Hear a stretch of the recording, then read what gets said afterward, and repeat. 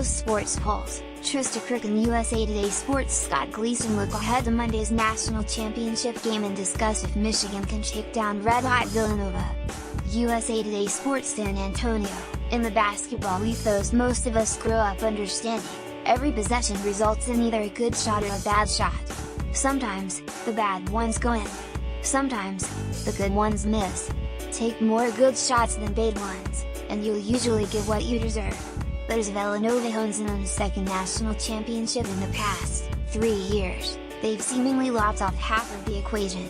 In the beautiful basketball universe Jay Wright has created, there are no bad shots, just shots, a lot of which seem to go in. Nah, not really. Big man Omari Spellman responded to a question about whether Villanova's players ever get criticized for their shot selection. They say, maybe that was a tough one, I think you can get a better one.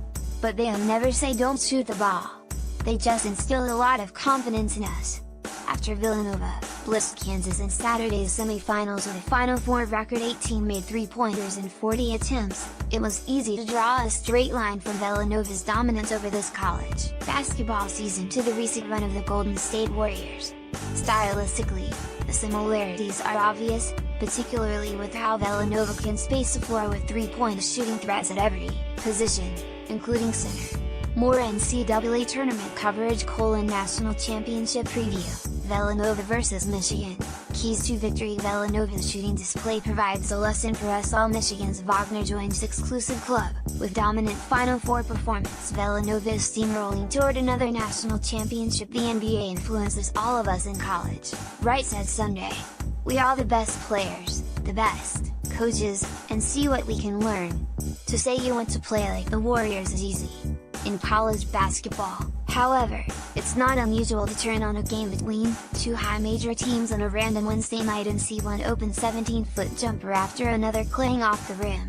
And even for a college team that has above-average three-point shooters, all it takes is one 5 for 30 performance in the NCAA tournament for the narrative to turn from this as a team that embodies modern basketball, to contend, die by the three. But Villanova has made it all the way to Monday's championship game against Michigan without dying by the three-pointer, even on a handful of occasions where it hasn't shot them well.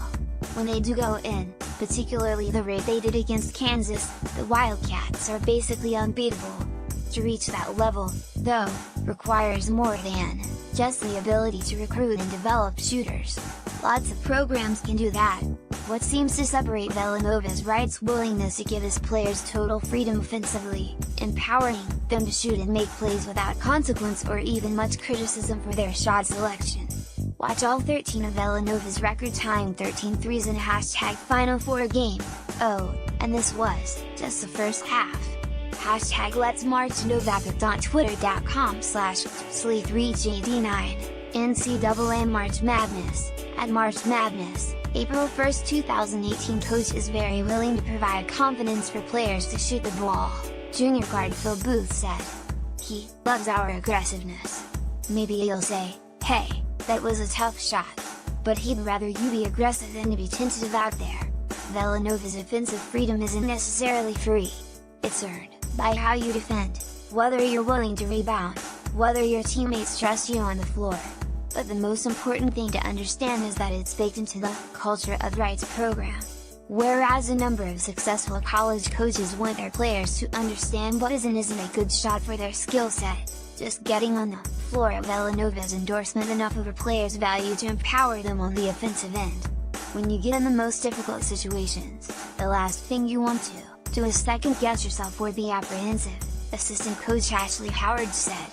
You want to be assertive, aggressive, confident.